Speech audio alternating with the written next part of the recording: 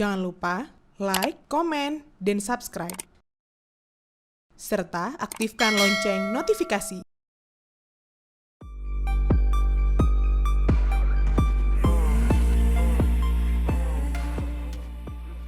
Allahu Akbar, takbir dan asma Allah itu memecah keheningan ruang sidang Pengadilan Negeri Batam, Kamis 5 Maret 2026 lalu. Nirwana, seorang perempuan parubaya, berdiri dari kursinya. Air mata yang sejak dari tadi ditahan akhirnya tumpah juga. Beberapa detik sebelumnya, Ketua Majelis Hakim Tiwi baru saja membacakan bagian penting dari putusan. Fandi Ramadan, berusia 24 tahun, anak Nirwana, dijatuhi hukuman 5 tahun penjara. Vonis itu jauh lebih ringan dari tuntutan jaksa penuntut umum, yaitu hukuman mati. Itu sebab Nirwana tak kuasa menahan haru. Hakim sempat mengingatkan bahwa persidangan belum selesai. Para pengacara pun kemudian menuntunnya untuk kembali duduk di kursi. Wajahnya yang sejak awal terlihat murung, perlahan berubah lega. Setelah sidang berakhir, Nirwana masih tampak menangis. Perasaannya bercampur aduk. Bersyukur karena anaknya lolos dari hukuman mati, tapi juga masih menyimpan harapan lain. Saya berharap anak saya bisa bebas. Dia tak bersalah, kata Nirwana tersendat.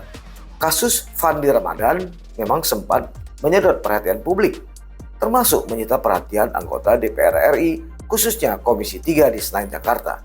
Sebulan sebelumnya atau pada 5 Februari 2026, di ruang sidang yang sama, menjadi saksi ketika jaksa membacakan tuntutan hukuman mati terhadap Fandi Ramadan. Ketika itu, Fandi tampak menunduk sambil menangis. Ibunya pun histeris. Adegan itu kemudian menyebar luas di media sosial sehingga memicu gelombang simpati. Banyak pihak mempertanyakan tuntutan mati terhadap seorang anak buah kapal yang disebut baru saja bekerja beberapa hari. Fandi Ramadan merupakan anak buah kapal tanker Sea Dragon yang diduga membawa 2 ton narkotika jenis sabu. Kasus ini bermula pada 21 Mei 2025 lalu. Badan Narkotika Nasional bersama Bea Cukai Kepulauan Riau menghentikan kapal tersebut di perairan Tanjung Balai Karimun. Di dalamnya ditemukan 61 kardus sabu dengan berat sekitar 2 ton. Itu sebab majelis hakim menilai Fandi terbukti melakukan permufakatan jahat. Dia dinyatakan tanpa hak menjadi perantara dalam peredaran narkotika golongan 1, bukan tanaman dengan dugaan lebih dari 5 gram.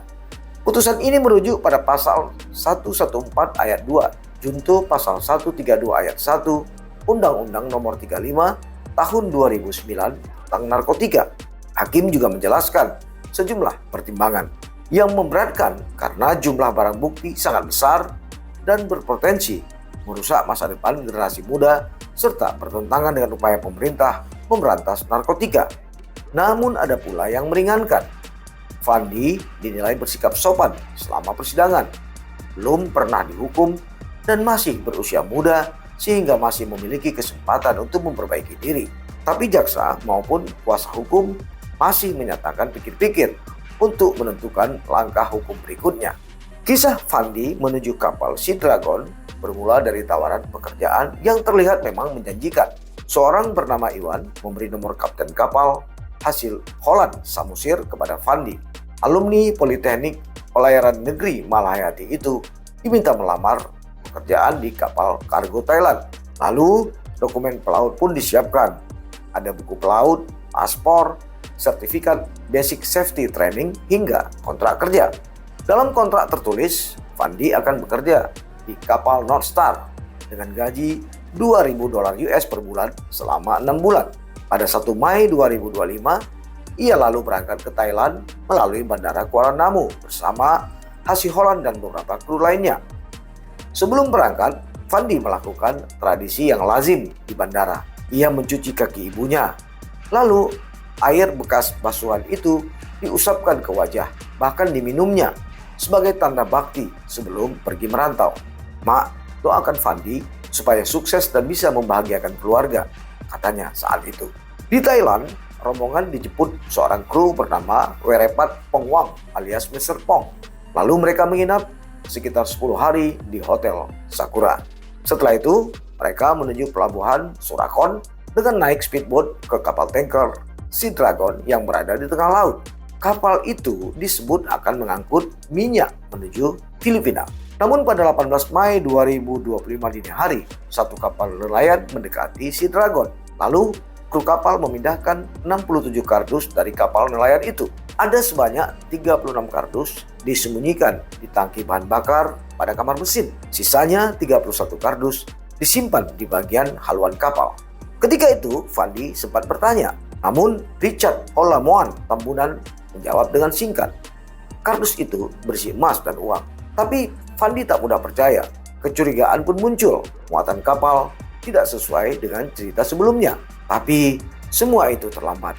Pada 21 Mei 2025, sekitar pukul 5:05 waktu Indonesia bagian Barat, kapal Sea Dragon dihentikan kapal perang TNI Angkatan Laut di perairan dekat Malaysia.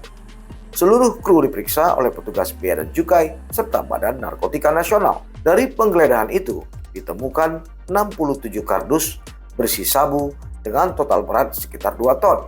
Ketika satu kardus dibuka, terlihat bungkusan plastik teh Cina bertuliskan Wang Yingwang yang berisi kristal putih.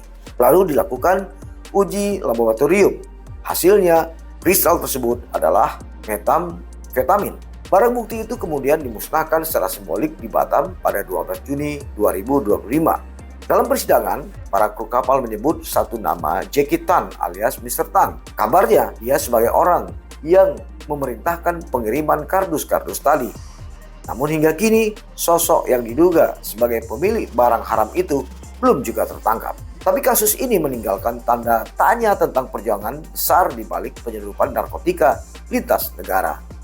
Bagi Fandi Ramadan, putusan 5 tahun penjara mungkin saja menutup satu bab panjang mengenai proses hukum yang sempat menempatkan dirinya di ambang hukuman mati. Di ruang sidang Batam itu, Nirwana masih menyela air mata. Anaknya belum bebas. Namun setidaknya hukuman mati yang sempat membayang di depan mata telah menjauh.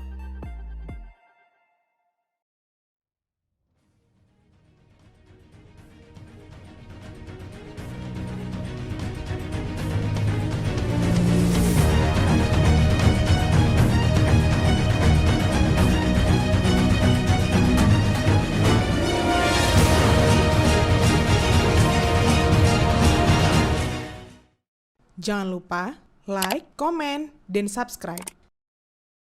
Serta aktifkan lonceng notifikasi.